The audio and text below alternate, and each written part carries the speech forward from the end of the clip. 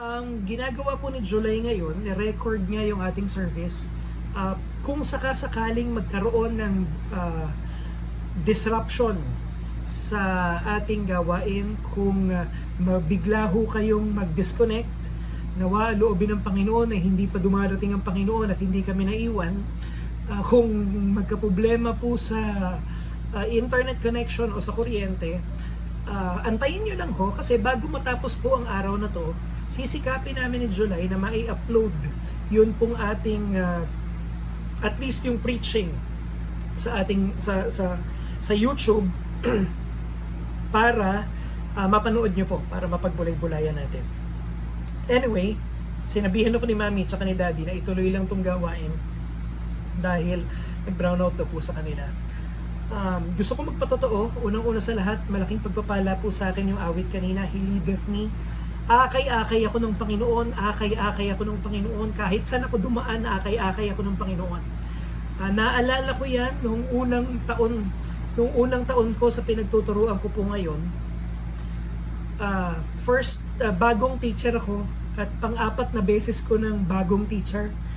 Fourth time ko nang maging new teacher at mahirap para sa akin yun. Yung mga kasabayan ko, 21 years old, 22 years old, 32 na ata ako, 31 na ako nung nagturo ako ulit sa school na pinagtuturuan ko. At mabigat ang loob ko noon, naaalala ko kasi nagsisimula na naman ako. Sa state na to, dapat kahit papano stable na ako sa career. Pero nagsisimula at mabigat sa loob ko yon.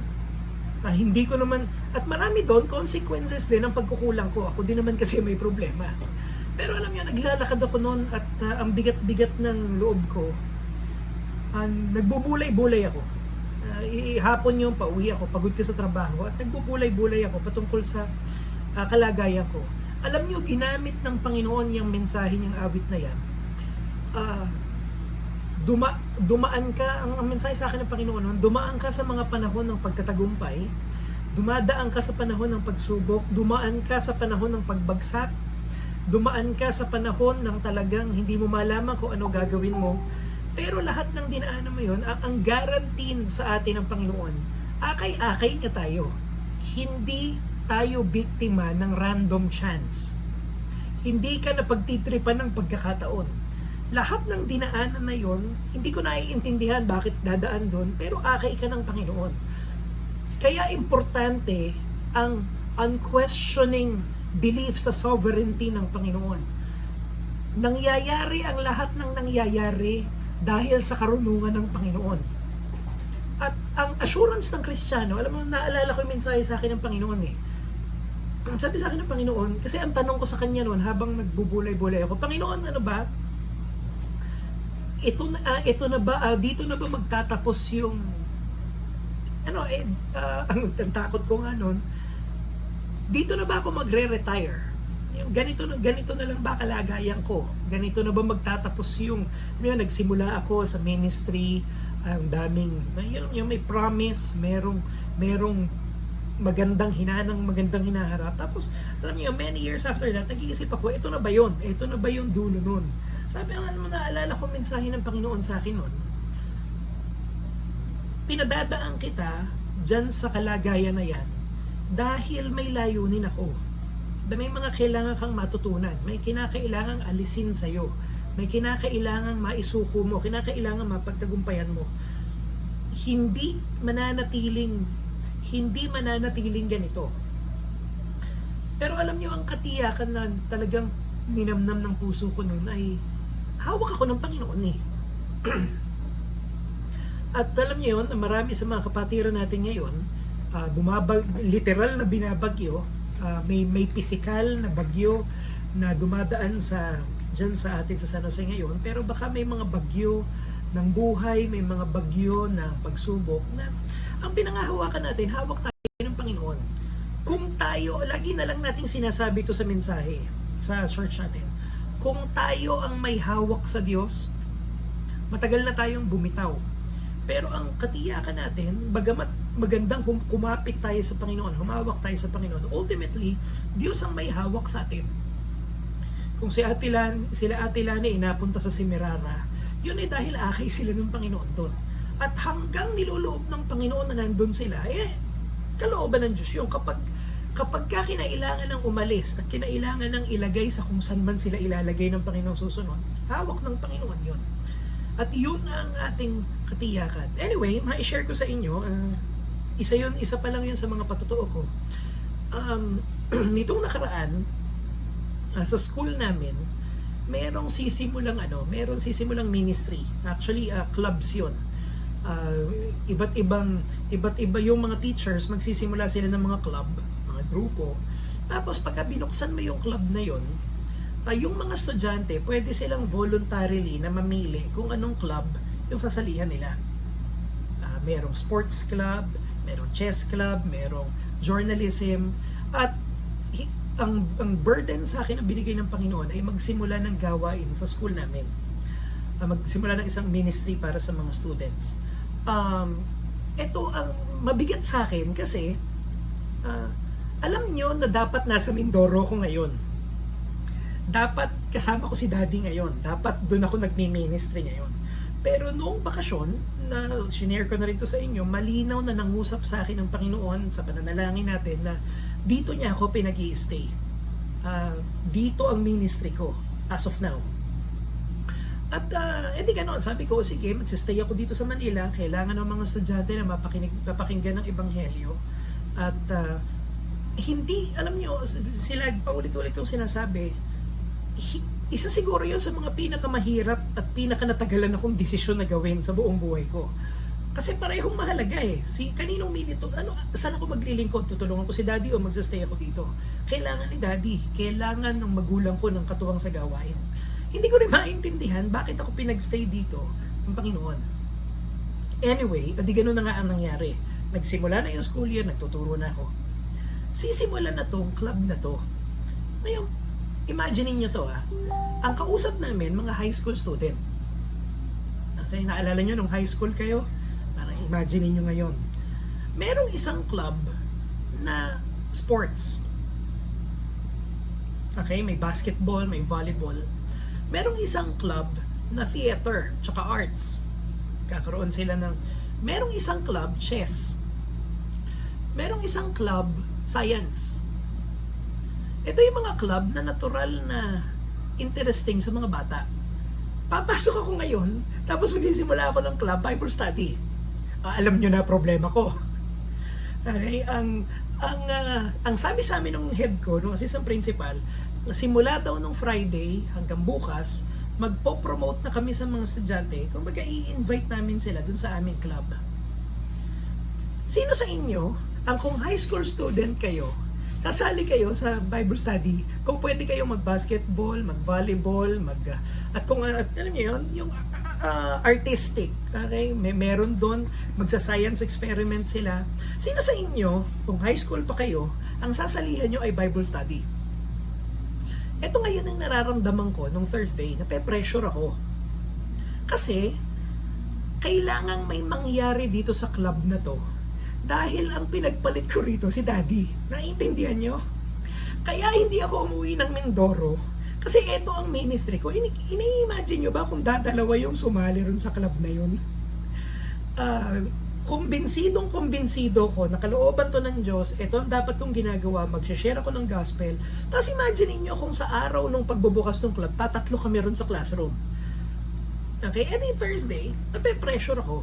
Talagang sinakausap ko si July no, na nagugulumihanan ako Pero alam nyo, doon mo malalaman ang kahalagahan ng theology na praktikal. Doon mo malalaman na yung kaalaman natin patungkol sa Biblia dapat praktikal. Bakit? Kasi di ba ako rin ang laging nangangaral na yung pagpunta ng mga tao sa church, yung kaligtasan ng mga tao, yung pakikinig nila sa salita ng Diyos. Di ba ako rin ang nagsasabi na yun ay gawa lahat ng Diyos? Na kung gugustuhin ng Diyos, dadalhin niya yung mga tao sa kung kailan niya gusto. Hawak ng Diyos yung buhay ng mga tao. Hawak ng Diyos kung kailan sila makakakilala sa Kanya, bibigyan niya ng isang heart na mananampalataya sa Kanya. Hindi ba, alam natin na lahat ng ginagawa natin ay ginagagawa dahil pinahihintulutan ng Panginoon. Alam nyo, na-realize ko na kapag ka nape-pressure ka, Okay? Kapag ka nakakaramdam ka ng ganong bigat, whether sa kalagayan ko sa trabaho o hindi kaya sa finances o hindi kaya sa relationship, kapag ka nakakaramdam ka ng undue and inappropriate level ng pressure, may posibilidad na kasi inaakala mong ikaw ang in charge. Noong mga panahon na yon, iniisip ko na yung husay ko at yung aking boka at yung aking ability to advertise, di ba? Yung creativity ko, ang magiging paraan para yung mga estudyante na yon ay pumunta, sumali dun sa gawain na yon. So nung Friday, sinabi sa akin ng Panginoon kung anong gagawin ko. Malinaw, straightforward yung instruction. Sabi niya, di ganito gawin mo. Sabi nung principal mo, sabi nung head mo, i-advertise mo sa mga student, i-advertise mo sa mga student, tapos sabihin mo lang sa kanila kung anong gagawin dun sa club na yon. Sabihin mo lang, ano bang meron dun sa club na yon? Mag-aaral tayo ng Bible at magpe-pray tayo at mag-i-encourage tayo sa isa't isa. O, yun ang gagawin. Tapos pagkatapos mong sabihin yun, hayaan mo na kung anong gagawin ko dun at kung ilan ang taong dalhin ko dun. Pagpasalamat mo sa Panginoon. Alam niyo mga kapatid, yun ang isa sa mga kinakailangan nating maintindihan patungkol sa buhay Kristiyano. May dahilan kung bakit ang isa sa mga tawag natin sa mga Christians ay mananampalataya. Okay? May dahilan kung bakit ang isa sa mga moniker natin sa mga Christians ay believer. Bakit? Kasi yung idea ng believing, yung pananampalataya, ito ay essential sa buhay natin bilang mga Kristiyano.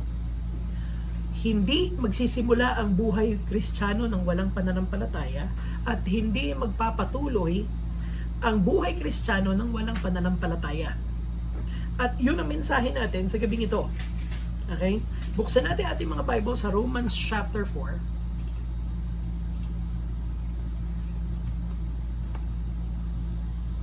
Romans chapter 4, nagpapatuloy tayo sa ating analysis, sa ating sinisikap nating magkaroon ng pagkaunawa sa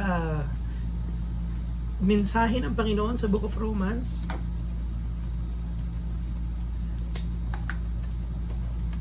At alam natin na ang central theme ng Romans ay the Christian life. Most importantly, paano nagsisimula ito? Ano ang pinagsisimulan ng buhay pananampalataya? Kung sinasabi mo na ikaw ay Kristiyano ngayon, paano mo naalaman na Kristiyano ka? At saan nagsimula yan? Saan nagsimula yung pagiging Kristiyano mo? At ang ating pinoposit, ang ating pinopropose, ito ay sa pamamagitan ng biyaya ng Panginoon na ating napapakinabangan sa pamamagitan ng pananampalataya. Kaya ka Kristiyano kasi dahil sa biyaya sa pamamagitan ng pananampalataya. Ang gamit ng mga theologian ay by grace through faith. Ngayon, anong ibig sabihin nun? Sa pinakamababaw na salin, ang ibig sabihin nun, kaya ka naligtas kasi kinaawaan ka ng Panginoon at naniwala kang kinaawaan ka. Okay, ulitin ko yon. Bakit ka ligtas? Bakit ka Kristiyano? Kasi kinaawaan ka at naniwala ka na kinaawaan ka. Okay? Ano ang root cause ng salvation mo? Biyaya ng Panginoon. Naawa sa iyo ang Diyos. Ano ang instrument kung paano mo napakinabangan yung kaawaan na yon? Kasi naniwala ka. Okay? Buksan natin ating mga Bible sa Romans chapter 4, verse 1 to verse 8. Romans chapter 4 verses 1 to verse 8. Nakita niyo na po ba? Hayaan niyo mag-share screen po ako para sa lahat ng mga para po tayo ay magkakasamang bumasa.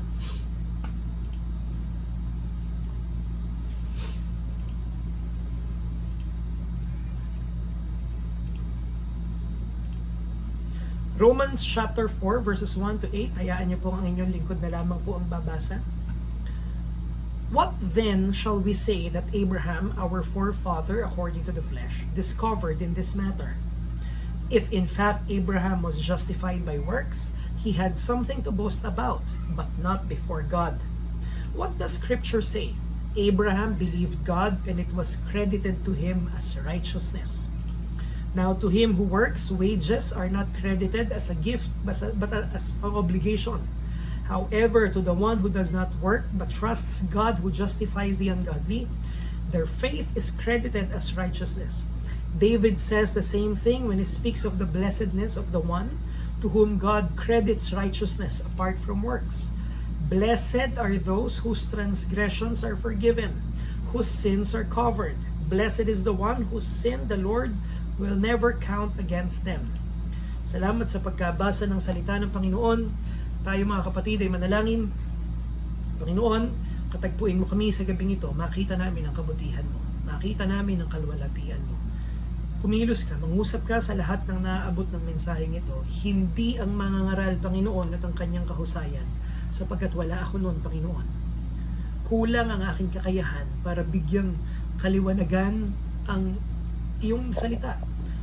Panginoon, kinakailangan namin ng pagkilos ng banal na Espiritu. Katagpuin mo kami ngayon, Panginoon. Sa pangalan ni Jesus, Amen at Amen. Maraming salamat po. Tayo'y makakapagpatuloy na sa ating pag-aaral ng salita ng Diyos. Merong kagaya ng pinag-uusapan natin mga kapatid, ang issue ng romance ay ang idea ng righteousness. Ang issue ng romance ay yung idea na ang isang makasalanang tao ay magiging katanggap-tanggap sa isang banal na Diyos. At na-establish natin sa Romans chapter 1, 2, and 3 na ang problema dito ay nasa side nating mga tao. Mataas ang pamantayan ng Panginoon, siya ay banal at hindi niya pwedeng ibaba yung standard niya. Bakit? Una, kasi banal siya. Pangalawa, dahil hindi siya nagbabago. Okay? At established na kapag ka ang tao ay hindi mo binigyan ng kautusan, gagawa siya ng kasalanan. Pagka binigyan mo siya ng kautusan, gagawa rin siya ng kasalanan. Alam niyo, kinausap ko yung section ko patungkol dito. Sabi ko sa kanila, mahihirapan akong bigyan kayo ng rules. Kasi baka mamaya yung kalokohan, hindi nyo pa naiisip, tapos ibigay ko yung rule, tapos tsaka nyo gawin yung kalokohan. Hindi naman kayo dapat, alam niyo yun, hindi nyo naman dapat gagawin. Huwag kayong pupunta dyan sa labas na yan. Huwag kayong pupunta dyan sa corner na yan. Bago nila narinig yung sinabi ko, hindi naman nila naisip na pumunta doon, pero dahil inutos ko, pinagbawal ko, gagawin nila. Alam natin na ang mga tao ay may tendency para sa ganon. Okay? Matuwid ang kautusan ng Panginoon. Ang sabi ng Psalms, ito ay maganda, ito ay perpekto. Ano ang nangyari nung tayo ay binigyan ng isang perpektong kautusan ng Diyos? Lumabas yung ating pagkakasala. Lumabas kung ano yung nasa loob natin. Lumabas kung ano yung ating kahinaan. Okay? Paano nalaman na sa puso ng tao ay may pagnanakaw? E di kasi sabi ng Ten Commandments, huwag kang magnakaw. Okay? Pwede nating pag-usapan kung paano binabali ng tao ang Ten Commandments, pero may narinig akong isang mensahe. Bakit nasa unahan ng Ten Commandments yung utos laban sa idolatry? Bakit ang unang utos ay huwag kang magkakaroon ng Diyos maliban sa akin? Sabi ni John Calvin, kasi hindi mo pwedeng baliin yung commandments number 2 to 10 nang hindi mo binabali yung commandment number 1. Idolatry, ang kauna-unahang kasalanan na nakukumit bago magkasala ng iba pa ang isang tao. Okay? At ang punto ng Romans 1, 2, and 3, lahat tayo ay nagkasala. Lahat tayo ay guilty. Okay? At ang concern ng Romans chapter 3 ay itong central question na ito. Paano magiging matuwid, paano mananatiling matuwid ang Diyos? At aariing ganap niya yung mga makasalanan. How can God be just and justifier of sinners? Ito ang pinakamalaking problema sa Biblia. Paano papatawarin ng Panginoon yung mga makasalanan pero mananatili siyang banal? Kasi kung talagang banal ang Diyos, hindi niya pwedeng palusutin ang kasalanan. Yun ang mensahe natin nung huling beses na nagkita tayo, na ang sabi ng Exodus, ang Panginoon ay banayad sa pagkagalit, masagana sa biyaya, pero hindi niya pahihintulutan na yung makasalanan ay hindi maparusahan. How can God be gracious and just at the same time? At ang mensahe natin, ang magandang balita ay ito'y sa pamamagitan ng Panginoong Hesukristo, na sa krus ng Kalbaryo, napakita ng Panginoon yung kanyang hustisya dahil pinarusahan niya si Kristo on behalf of sinners, pero napakita ng Panginoon ang kanyang biyaya dahil hindi tayo ang pinarusahan niya kung hindi si Kristo. Sabi ng isang theologian na pinakikinggan ko, at Calvary you can see that God is so holy that He made Calvary necessary, but God is so loving that He made Calvary possible. Dahil namumuhi ang Diyos sa kasalanan, kailangan ng Kalbaryo. Pero dahil minamahal ng Panginoon ng mga makasalanan, ginawa niyang posible ang Kalbaryo. Which brings us to some assumptions. Number one, ang great need ng tao ay righteousness. Ang pinakamalaking pangangailangan ng tao ay maging katanggap-tanggap sa harap ng isang banal na Diyos. Hindi edukasyon ang pinakamalaking pangangailangan ng tao. Hindi adjustment sa society ang pinakamalaking pangangailangan ng tao. Hindi values formation ang pinakamalaking pangangailangan ng tao.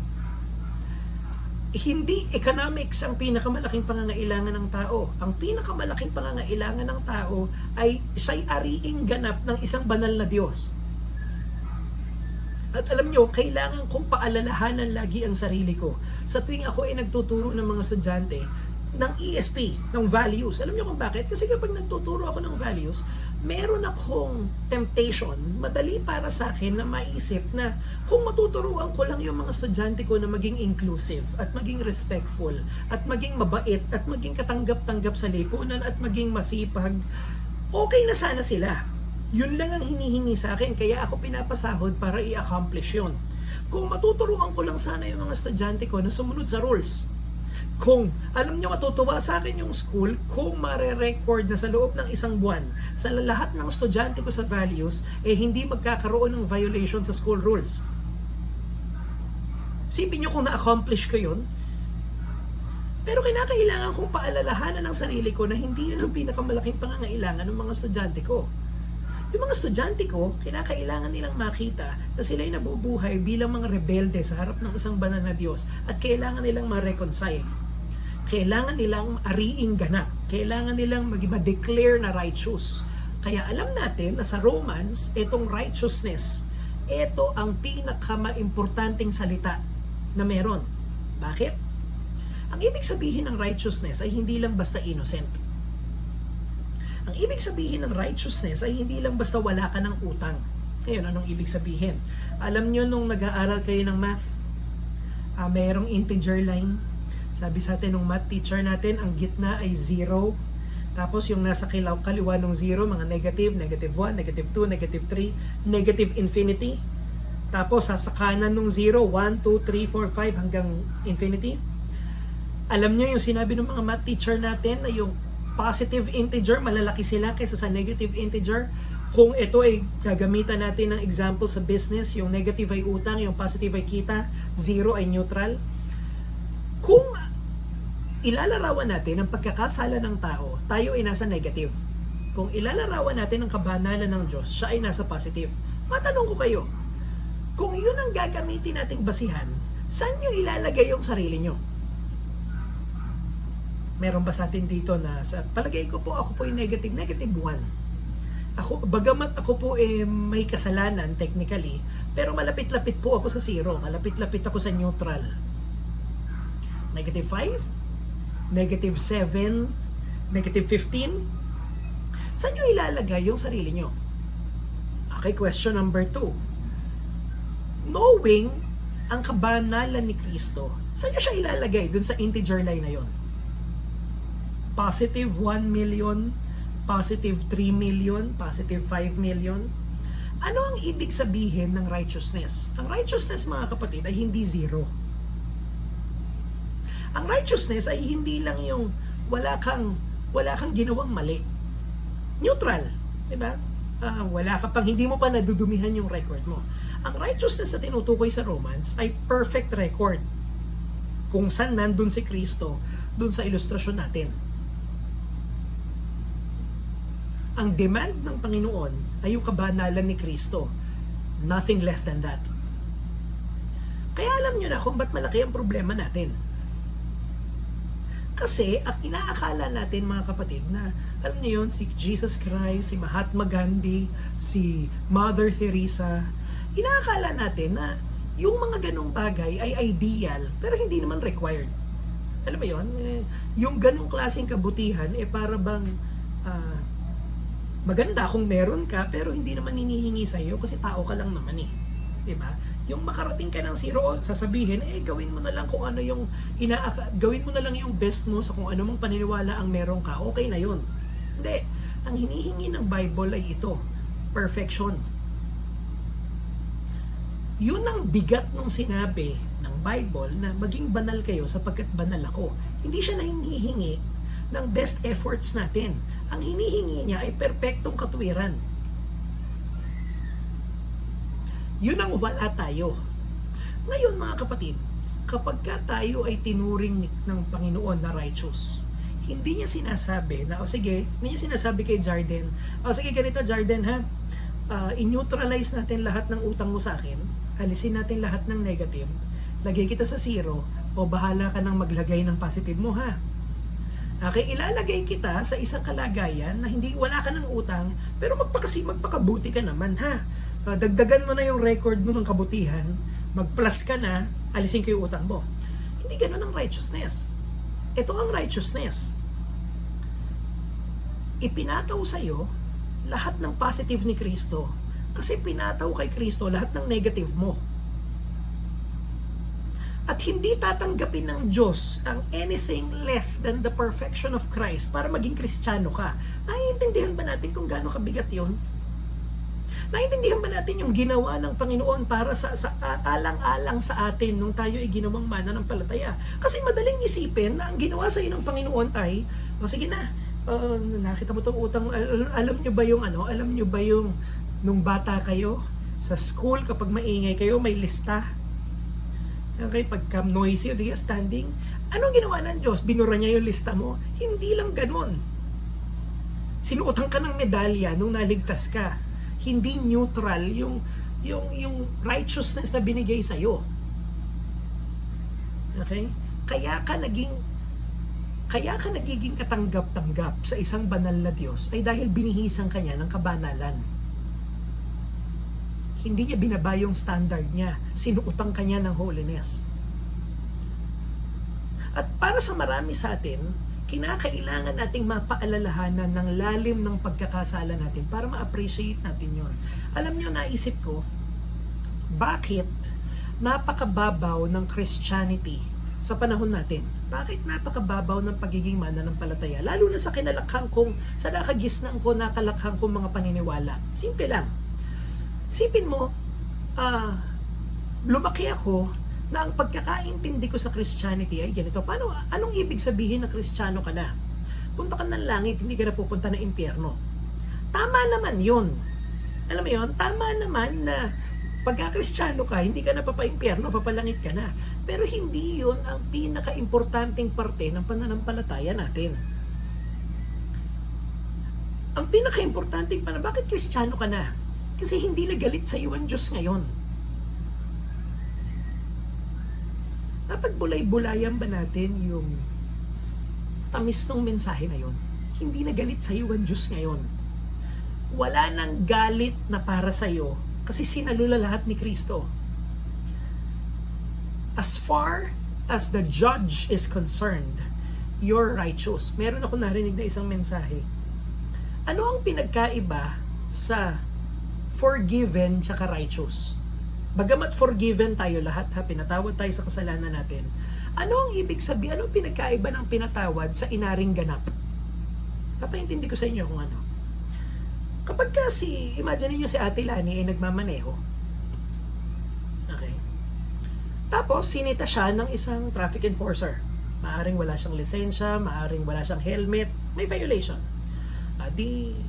Kinausap, ganito kasi nangyari. Merong emergency, merong ganito, nakalimutan ko yung helmet, kung ano man. At sabihin na natin, sinabi ng traffic enforcer na, sige, for warning lang to ngayon ha, Pero huwag ka nang uulit, makakaalis ka na. Yun ang itsura ng pinatawad, di ba? Makakaalis ka na, makakalayo ka na. Pero alam niyo kung anong ibig sabihin ng righteous? Ang punto ng inaring ganap ay hindi yung makakalayo ka na. Sige, pinatawad na kita, makakaalis ka na. Ang ibig sabihin ng righteous, pinatawad na kita, makakalapit ka na. Ang kagandahan ng pagiging mananampalataya natin, hindi pinatawad ng Panginoon yung, hindi i-cancel ng Panginoon yung pagkakautang mo, tapos bigla niyang sasabihin sa'yo, sige na, wala ka ng utang, tuloy mo na yung buhay mo. Hindi. Ang punto ng kaligtasan natin ay ito. Wala ka ng utang. Halika lumapit ka sa akin ngayon. Dati hindi ka makalapit eh. Lumapit ka sa akin ngayon, gusto ko ng relasyon. Gusto kong maging parte ng buhay mo. Gusto kong gusto kong malaman mo kalooban ko para sa iyo. Gusto kong makita mo yung pagkilos ko. Hindi tayo nandito para mapatawad tapos makakaalis na. Hindi. Kaya tayo ginawang matuwid ng Panginoon para makalapit tayo. Forgiven means, okay, you may now go. Righteousness means, you may now come near. You may now draw near. Diyan pa lang, napakarami ng implication itong pinag-uusapan natin. Ang ibig sabihin ng kaligtasan mo, hindi, sige, napatawad ka na, wala ka ng utang sa Diyos, o gawin mo na gusto mo. Hindi. Ang punto na ngayon, ng buhay pananampalataya mo, ay, Panginoon, dahil pinatawad mo na ako, dahil inaring mo na akong ganap, gusto ko lumapit ngayon. Kung ang nakikinig sa akin ay tunay na mananampalataya, dito sa sinasabi kong to, merong encouragement. Yung mga tunay na mananampalataya, may nararamdaman sa puso nila ngayon, nakagalakan. Ay, ganun ba? Makakalapit ako? Paano yun? Makasalanan pa rin ako kagaya nung unang nakilala ko ang Panginoon. Paano yun? Hindi nagkakasala pa rin ako. Paano yun? Nadadapa pa rin ako. Paano yun? Sapat pa rin si Kristo ngayon kesa kagaya nung unang araw na nakilala mo siya eh. Ngayon, tignan natin yung binasa sa Romans chapter 4. Maikli lang ho ito. May dalawang paraan, may dalawang approach sa pananaw patungkol sa righteousness. Okay? May dalawang approach. Ang sabi rito, may by works and by faith. Okay? By works and by faith. Simple lang yung kaya tayo naligtas dahil tayo lumapit by faith. Okay, tingnan natin kung anong sinasabi dito. Unang-una, may dalawang binanggit na karakter. Unang binanggit ay si Abraham. Okay, may kinote dito sa verse chapter 3, ang sabi ng verse 3, what does scripture say? Abraham believed God and it was credited to him as righteousness. Bigyan ko kayo ng konting backstory kung saan ginamit to sa Genesis. Si Abraham ay walang anak. Okay? At kagagaling niya lang sa isang digmaan. Okay, may mga kalaban si Abraham, kinubkob yung lupa niya, kinuha yung pamilya niya, kinuha yung mga hayop niya. Okay, at ang ginawa niya, nirescue niya at pinagtagumpay siya ng Panginoon, nakuha niya yung kanyang mga yaman, na-rescue niya yung dapat niyang i-rescue, tapos yung giyera. Nga lang itong si Abraham, nagbulay-bulay. Dumaan siya sa isang life-threatening situation, wala siyang anak. Naalala niyo yung pangako ng Panginoon sa kanya sa pamamagitan niya, pagpapalain ng buong mundo ay yung kanyang mga magiging anak para magiging kasing dami ng mga buhangin sa dagat. Okay? Naisip ni Abraham, paano tutuparin ng Diyos yung pangako niya? Paano niya ako bibigyan ng anak na kasing dami ng buhangin? Isang anak wala ako eh. Okay? Interestingly, na nagtatanong si Abraham, ang tawag natin sa kanya, Father of Faith. Akala ko ba pag faith hindi nagtatanong? Pero yung Father of Faith natin nagtatanong. Ito pinagkaiba, nung nagtanong siya, sa Diyos siya nagtanong. May tanong siya, pero nakipag-usap siya sa Panginoon. Okay? Marami mga Kristiyano, kapag may tanong, hindi na nakikipag-usap sa Diyos. Ang problema ay hindi ko nagtatanong ka o hindi. Ang problema ay kanino ka nagtatanong. Pansinin niyo yung Book of Psalms. Tanong ko sa professor ko dati, okay lang bang mag-pray ng ganito? Like sabi sa Psalms 22, my God, why have you forsaken me?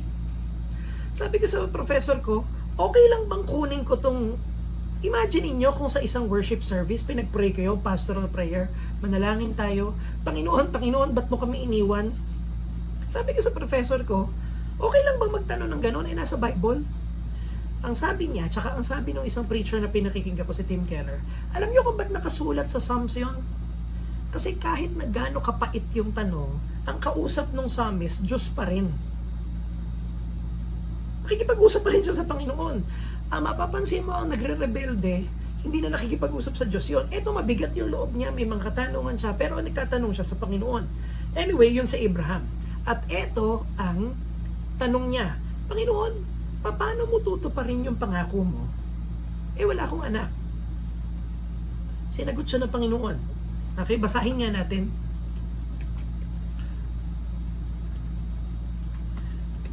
Ito ay makikita sa Genesis 15. Sabi ng Panginoon, hindi ko na, hayaan yung ako nang bang magbasa dahil mas mabilis ako ngayon, mas mabilis ako dahil naka-Google ako. Okay, anyway, ang sabi ng Abraham dito, Panginoon, paano mong tutuparin yung pangako mo? Sabi niya nga rito, what can you give me? Isipin niyo, medyo bold yung tanong ni Abraham. Panginoon, anong ibibigay mo sa akin? Wala nga akong anak at kung sakaling mamamatay ako, itong lahat ng to mapupunta sa servant ko.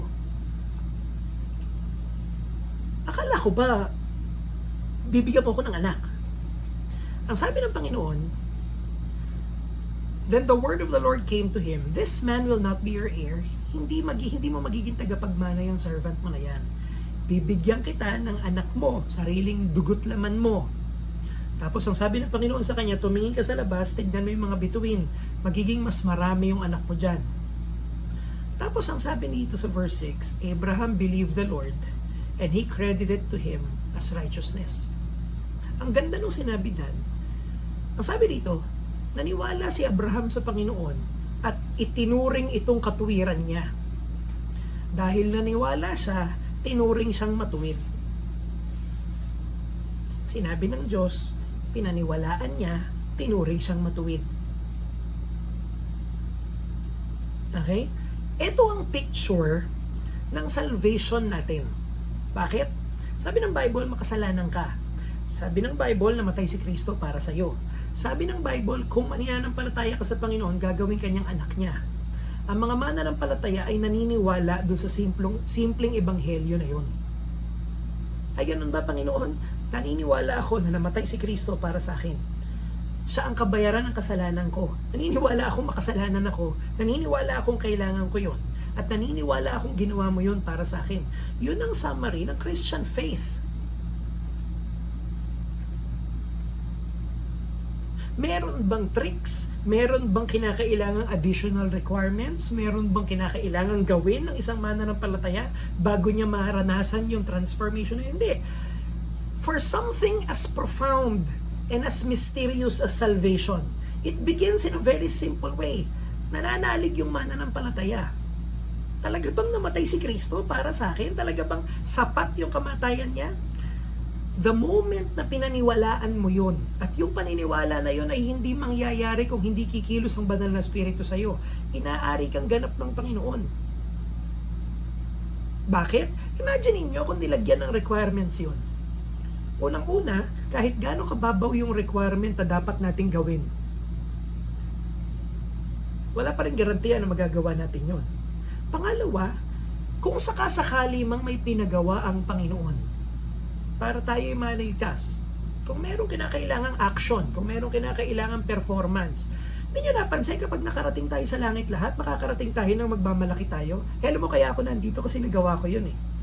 Alam mo kaya ako nandito kasi buti na lang meron akong karunungan at kakayahan para magawa yun. Yung idea na ang kaligtasan ay sa pamamagitan lang ng pananampalataya, ito ay comforting sa mga taong walang magawa para sa sarili nila.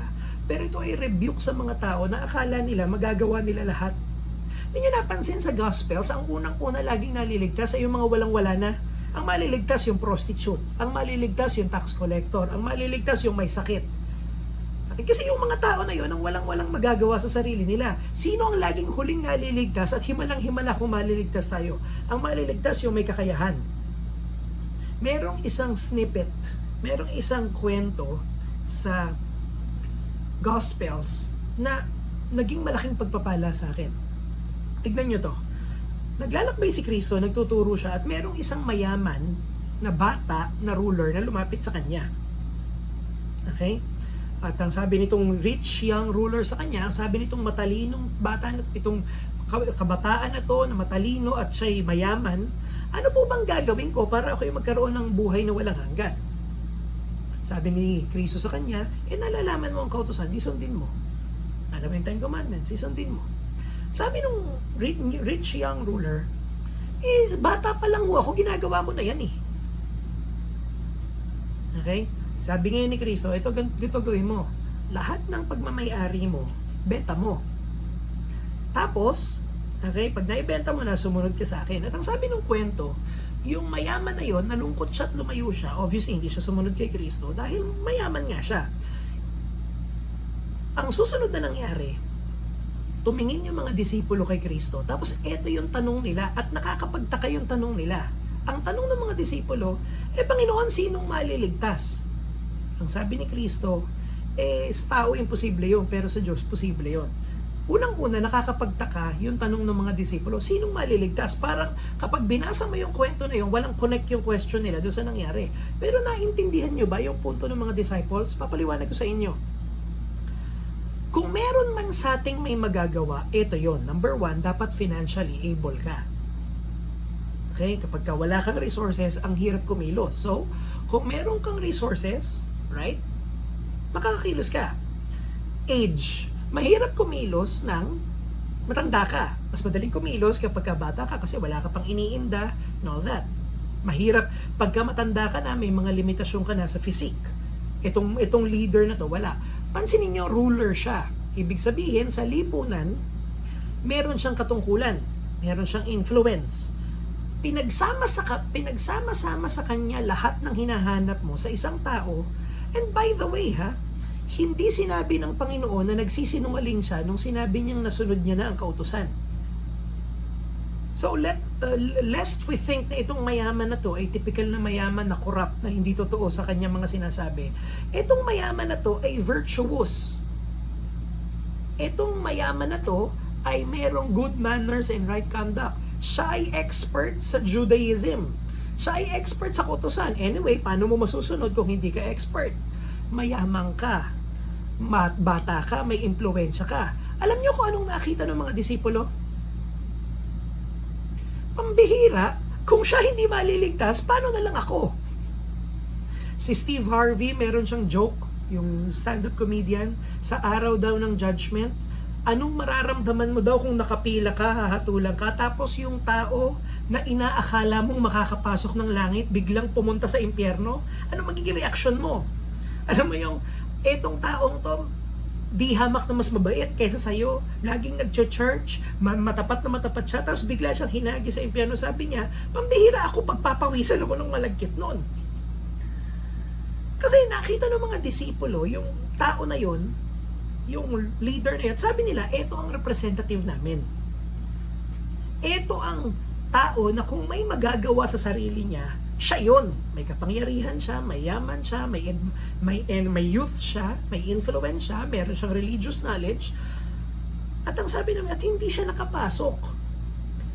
At ang sabi ng mga disipulo, at appropriate yung tanong nila, Panginoon, kung etong mama na to ay hindi maliligtas, paano kami?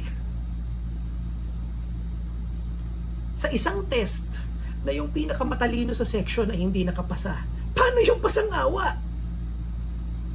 Paano yung walang magagawa sa sarili niya? Ano sagot ni Kristo? Pasensya kayo? Hindi, sabi ni Kristo, hindi, imposible sa tao, pero posible sa Diyos. Ultimately, lahat ng resources para maligtas ang isang tao, manggagaling pa rin sa Panginoon. Do you think that you're a Christian tonight? Mananampalataya ka ba ngayong gabi? Mananampalataya ka, salamat sa Panginoon. Kaya ka nagising sa pagkakasala mo nung nagising ka. Kaya mo nakita yung pangangailangan mong tagapagligtas. Hindi mo intuition yon. Hindi sa husay nung nag-share sa'yo o nag-preach sa'yo. Talagang kinahabagan ka lang ng Panginoon. Ang dami niyang ang dami niyang pwedeng iligtas nung gabi na yon, pero ikaw ang niligtas niya. At kung bakit niya ginawa yon? Kasi gusto niya. Alam niyo, pansinin niyo yung sinabi dyan, kinontrast ni Paul yung gift tsaka yung salary. Okay? Anong ibig sabihin na ang kaligtasan ay kaloob at ang kaligtasan ay sweldo? Ito yon. Yung sweldo, obligadong ibigay sa'yo. Yung regalo, hindi obligadong ibigay sa'yo. Anong ibig sabihin nun? Marami sa atin, marami sa mga kababayan natin, marami sa church na nag-iisip na gagawa ako ng mabuti, kikilos ako, para malagay ko ang Panginoon sa isang posisyon na wala na ngayon siyang choice kundi patawarin ako. Gagawin ko lahat ng bagay na to at iiwasan ko lahat ng bagay na to para magkaroon ako ng record na sobrang ganda, mauobliga ngayon ng Diyos na patawarin ako at magiging makasala. Hindi siya magiging matuwid kung hindi niya ako papatawarin. Na alam niyo kung sinong character sa Bible ang gumawa nun? Yung elder brother sa prodigal son. Di ba ganun siya? Susunod ako sa tatay ko para malagay ko siya na may utang na loob siya sa akin. Ngayon, pag hindi niya ako binigyan ng hayop, magtatampo ako. Kasi yun ang salvation by works, salary. Ito ang kontrata, ito ang gagawin natin. Pagka ginawa ko to, papakita ko sa iyo to. Right? Nag-tutor ako ngayon. Sa tutorial namin, meron kaming tutorial paper. Right? Every time na mag-tutor kami, pipirmahan ng estudyante yon. Right? Pagka nakompleto ko na yung 16, kapag nakompleto ko na yung 16 na pirma, pupunta ako sa finance office namin. Tapos ibibigay ko yung papel, bibigyan ako ng sahod. Hindi regalo yun. Yun ay sahod. Hindi ako ginawa ng pabor ng school nung binigyan nila ako ng sahod. Alam niyo kung bakit? Kasi pinagtrabaho. Obligado silang gawin yun. Pero hindi ganun ang kaloob. Ang kaloob ay binigay ng tao nang masaya siya at hindi siya obligadong gawin yun. Alam mo ba nung niligtas tayo ng Panginoon, niligtas ka niya nang wala siyang obligasyon na gawin yun? Hindi naman niya kailangan gawin yun para manatili siyang Diyos eh. Ano yun? Nung nanalangin tayo, alam nyo, isa to sa mga pinag-iingatan dapat natin kapag nag-share tayo, lalo na sa mga bata. Nung bata kasi kami, ang sabi sa amin, sundan mo tong panalangin na to ha. Inaamin Panginoon, inaamin ko po ako'y makasalanan, pinagsisisihan ko yung kasalanan ko, tinatanggap po kita bilang Panginoon, tagapagligtas. Pumasok ka po sa buhay ko at maguhin mo po ako. Alam ko po ngayon, ako'y papunta na sa langit. Amen.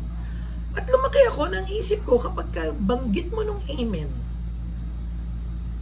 Nasa taas niya, ang Diyos ngayon ay nasa langit, nakatingin sa'yo, tapos, wala nasabi niya na yung magic words, wala na akong magagawa ngayon, kailangan ko na siyang iligtas. Yun ang instruction Kapag sinabi ko na yung mga alam niyo, nung bata ako, naalala ko noon, takot na takot pa ako, baka bago ko matapos yung prayer, biglang dumating ang Panginoon. Yung bago ko matapos yung formula, biglang the rapture, bumalik ang Panginoon. Sayang, isang salita na lang, ligtas ka na sana Diba? Na kung nasabi mo lang, obligado na. Alam nyo, kung anong ibig sabihin ng kaligtasan, hindi naman obligado ang Diyos na iligtas ka nung nagsisi siya. Pero alam nyo kung bakit matamis yun sa isang Kristiyano? Kasi niligtas ka niya nang hindi siya obligado. Kinagalak niya talaga na iligtas ka. Kinatuwa ng Diyos ng mga Diyos na pag malasakitan ka, ginawa niya yon nang nakangiti siya. Ginawa niya yon nang hindi siya napipilitan. Sabi ni Tim Keller, this is grace, undeserved gift from an unobligated giver. Ito ang biyaya, kaloob na hindi ka karapat-dapat mula sa isang nagkakaloob na hindi napipilitan. Hindi ba tayo namamangha sa ginawa ng Panginoon dun sa cross nung tayo hindi mo siya obligadong gawin yun Ngayon, ano ang implications nito para sa atin? Unang-una, ito na ba ang pananampalataya mo? Nakasandal na ba dito ang buhay mo? Pinaniwalaan mo na bang totoo to sa'yo? Essence ng pananampalataya na sabi ni Spurgeon, ito ang nature ng Christian faith. Kung si Kristo ay hindi nagliligtas talaga, kung si Kristo ay nagsisinungaling lang, ang isang Kristiyano maiimpyerno siya. Alam niyo kung bakit? Kasi isang Kristiyano wala siyang plan B. Hindi kinalat ng Kristiyano yung kanyang belief. Hindi kinalat ng Kristiyano yung kanyang investments na kung ito man ay mag-fail, at least meron pa ako dito. Ang nature ng Christian faith ay ito. inilagak na natin kay Kristo lahat ng pananampalataya natin na kung hindi siya totoo, yari tayo. Yun ang bigat ng Christian faith. It's Christ or nothing. Totoo na ba sa atin to? Sa lahat na nakikinig ng mensaheng ito, hindi ko alam kung kailan nyo mapapakinggan ang mensaheng to. Ito na ba ang pananampalataya mo? Ito ang hamon sa akin na ipangaral sa mga estudyante ko. Ilagak nyo ang buhay nyo sa Panginoon. Kasi kung hindi kay Kristo nakalagak ang buhay mo, sa iba nakagalagak yan at babagsak yan. Pangalawa, imagine niyo ang implication nitong faith na to sa Christian obedience. Niligtas ka ng isang Diyos na hindi obligado. Masaya niyang ginawa yun. Alam niyo kung anong epekto nun sa atin? Naglilingkod ngayon ng Kristiyano nang hindi rin siya obligado. Masaya niya rin ginagawa yun. Sabi nung isang hymn, to see the law by Christ fulfilled, to hear His pardoning voice, turns a slave into a child and duty into choice. Yung makita mong sinunod ni Kristo, tinupad ni Kristo ang kautusan, sinunod niya, hindi mo kayang sundin. Yung marinig mo yung tinig niyang nagpapatawad, binabago niya yung slave, ginagawa niyang child, binabago niya yung duty, ginagawa niya ng choice. At yun ang kagalakan ng isang mananampalataya. Hindi tayo naglilingkod na sabi ni kaya gusto ko yung pagkakasabi niya na yun. Ano ang pinagkaiba ng isang loyal soldier tsaka isang mercenary? Okay, yung loyal soldier ng mga lumang panahon, yung sila ay matapat na sundalo ng hari nila. Yung mercenary, kapag kulang yung sundalo ng hari, magbabayad siya. Tapos yung mercenary na yun, ipaglalaban niya yung king, depende sa binabayad ng king. Pag natatapos ang loyalty niya, pag natapos na yung payment. Alam niyo kung anong pinagkaiba ng unbeliever sa believer? Ganun. Ang hindi mananampalataya, susunod naman yan eh. Basta may makukuha siya. Basta may napapakinabang siya. Naririnig ko lagi ito sa mga prayer eh. Ako naman po magtatapat lang. Basta ang hinihiling ko lang po huwag bibigyan ng karamdaman yung pamilya ko. Paano pag binigyan ng karamdaman? Ibang usapan ako yun. Tapos na ho ang kontrata namin. Ibigay ng Panginoon kung anong ibibigay niya. Pahintulutan ng Panginoon kung anong ipapahintulot niya. Niligtas niya ako, kanya ko. Susunod ako kahit saan kami umapot. Hindi pwedeng ang treatment natin sa Panginoon ay transactional. Hindi ba yun ang akusasyon ni Satanas kay Job? Kaya ka lang naman sinusunod niyan eh. Kasi pinagpapala mo siya. Alam niyo kung anong ibig sabihin ng accusation ni Satan kay Job? Wala naman talaga kayong relasyon. Yun ang sinasabi ni Satan sa Panginoon patungkol kay Job. Sinusunod ka niyan kasi pinayayaman mo siya. Therefore, hindi mo siya anak. Kasi ang ibig sabihin ng maging anak ay sumusunod out of a joyful heart. Saan natin kukunin yun? E di yung namatay para sa atin out of a joyful heart? Eto ba ang Panginoon natin? Gaano karaming, alam nyo, interesting na natapos yung ating service. Nag-service tayo ngayong gabi, tapos na yung maraming mga churches ngayon. Gaano karaming mga gawain ang natapos ngayong araw na to? At yung mga manggagawa at yung mga awit at yung mga preacher at yung mga nagturo ng bata ay umuwi. Tapos na, pauwi na ngayon. Alam ko kasi schedule ko dati yon. Ngayong oras na to, hihiga na ako eh. Okay? Tapos na ang isang linggo ng paglilingkod. Gaano karami sa mga manggagawa, gaano karami sa mga anak ng Diyos ang natapos tong araw na to with an overwhelming joy na namatay si Kristo para sa kanila. Na hindi nagalit ang langit sa kanila ngayon. At lahat ng ginawa nila ngayong araw na to ay expression ng joy na yon.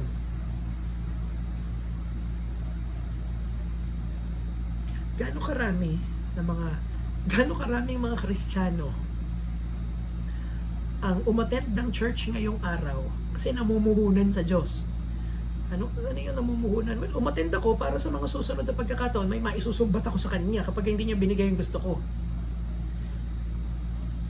Gano'ng karaming nagbukas sa mga churches ngayon at nagsara. Pero I'm afraid maraming mga umattend ng church ngayon na nagpaparami ng token na one day ay susubukan nilang gamitin sa Panginoon para makuha yung gusto nila. Or worse, tokens na gagamitin nila para makapasok sa langit. And how frustrating would that day be? At gaano karami sa atin ang matatapos tong araw na to na mahihigap na kung ako'y gigisingin pa ng Panginoon bukas, gigisingin niya kung isang makasalanang pinatawad. At kung ako'y kukunin niya na, magkikita kami ng mukhaan knowing na pinatawad niya na ako. Nakita niyo yung worship ni David dito sa binasa natin sa verse 7 and verse 8. Sabi rito sa verse 7, Blessed is he, blessed are those whose transgressions are forgiven, whose sins are covered. Blessed is the one whose sin the Lord will never count against them. Sabi niya, pinagpala yung mga tao na hindi nasisingilin ng Diyos sa pagkakasala nila. Pinagpala yung mga tao na hindi nasusumbatan ng Diyos sa mga pagkakasala nila. Ito ay galing sa tao na alam ang pakiramdam na sinusumbatan siya ng kasalanan niya. Ito ay galing sa tao na alam kung anong ibig sabihin ng maging makasalanan at yung kalungkutan na dala-dala nun. Alam niyo ang buhay ni David? Nagkagusto siya sa hindi niya asawa, nagkagusto siya sa isang babaeng may asawa na. At ano ang nangyari? Pinapatay niya yung asawa ni Bathsheba, nilagay niya dun sa front line, at ang sabi niya kay Joab, okay, kapag ka nagkainitan na yung laban, umatras kayo ng mamatayan, ilagay niyo dun sa pinaka-dangerous sa posisyon. So nakiapid siya at pumatay siya. Yun ang kasalanan ni David. Tapos sumunod na araw, lumapit sa kanya yung prophet na si Nathan. Ang sabi ng prophet, nagkwento si Nathan ang patungkol sa dalawang tao na nagkasala. Ito ang kwento ni Nathan. Gusto ko tong kwento na to eh. Sabi ni Nathan, David, may kwento ako sa'yo. Meron dalawang mama. Yung isa mayaman, meron isa mahirap. Yung mayaman, marami siyang hayop. Yung mahirap, meron siyang isang alaga na tupa na minahal niyang parang sarili niyang anak. Sa araw, may dumating na bisita. Eh syempre, bisita pakakainin mo. Yung bisita pumunta doon sa bahay ng mayaman. Sabi, nandito ako, bisita ako, pakainin mo ako. Alam niyo, David, sabi ni Nathan, alam mo ginawa ng magaling na mayaman? Pumunta doon sa bahay ng mahirap, pinatay, kinuha yung hayop, yun ang kinatay at yung pinakain doon sa bisita. Anong dapat gawin doon sa mayaman na yun? Galit na galit si David. Ang sabi ni David, aba, dapat mamatay yung tao na yun. At yung kinuha niya, dapat ibalik niyang 4 na beses. Hindi siya naawa. Tinignan siya ni Nathan sa mata. At ang sabi ni Nathan sa kanya, you are the man.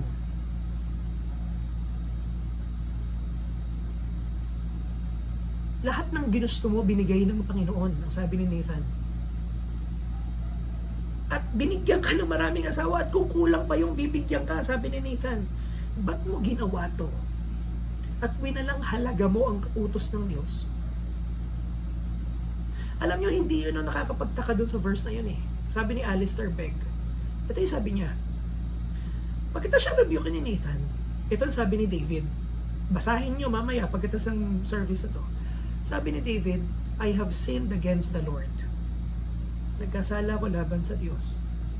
Alam niyo, sabi ni Nathan, next verse. Next verse. Alam niyo kung ano sabi ni Nathan? Pinawi na ng Diyos yung kasalanan mo. Paano gagawin ng isang banal na Diyos yun? Sipin mo, pag binasa mo yung verse na yun, yung kwento na yun, 2 chapter, isang buong chapter ang ginugol nung nagsulat para ipakita yung kung gaano karumal-dumal yung ginawa ng kasalanan ni David. Tapos, kinumpronta siya, ang ganda nung build-up ni Nathan eh. Ang ganda nung ilustrasyon niya eh. As a preacher, hindi na ako makakaisip ng mas maganda pang ilustrasyon eh. Tapos, nung nagalit na si David, nahuli na siya. Okay? Tinignan siya ni Nathan at ang sabi niya, ikaw yun eh. Tapos ang sumunod na verse, ang sabi ni David, nagkasala ako laban sa Diyos. Sumunod na verse, ang sabi ni Nathan, ay ganun ba? Sige, inalis na ng Diyos yung pagkakasala mo. Paanong mananatiling matuwid tong Diyos na to at palulusutin niya si David? Alam niyo kung bakit? Kasi many years after that, merong isang lalaki na ang sabi sa Bible ay seed ni David na mababayubay dun sa krus ng Kalbaryo.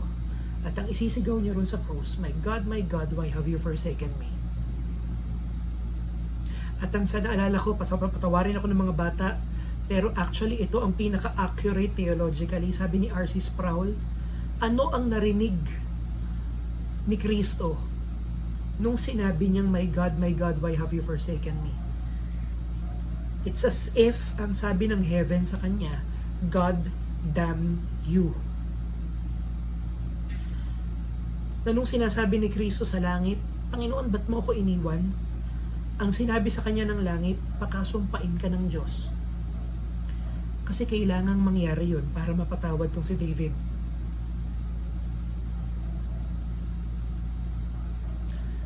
Kahindik-hindik at halos hindi natin mapaniwalaan kung ano ang cost na ariing ganap ng isang banal na Diyos.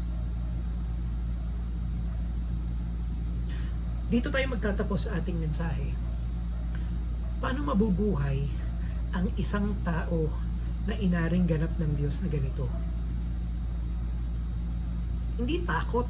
Alam niyo, lumaki ko ng as a preacher, ang tool na ginagamit mo para, naalala ko nung dati, nandun pa ako sa dati kong church, ang tool para mapag-forward mo sila, i-guilt trip mo, yung talaga takutin mo ng takutin, sumbatan mo ng sumbatan hanggang mag-iiyak, tapos magpuntahan sa harap, at habang umiiyak sila at nasa harap sila nakaluhod, ikaw ngayon pinapalakpakan mo yung sarili mo bilang preacher kasi ang powerful mo.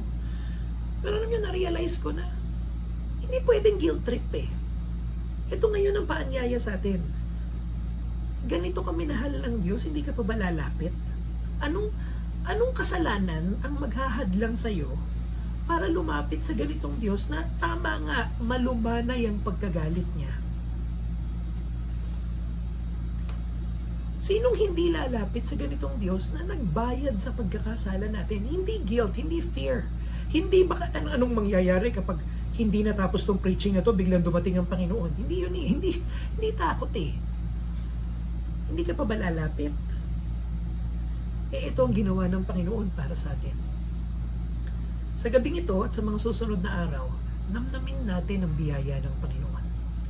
Sa pagtatapos natin, pakinggan nga natin itong awit na ito. Inawit natin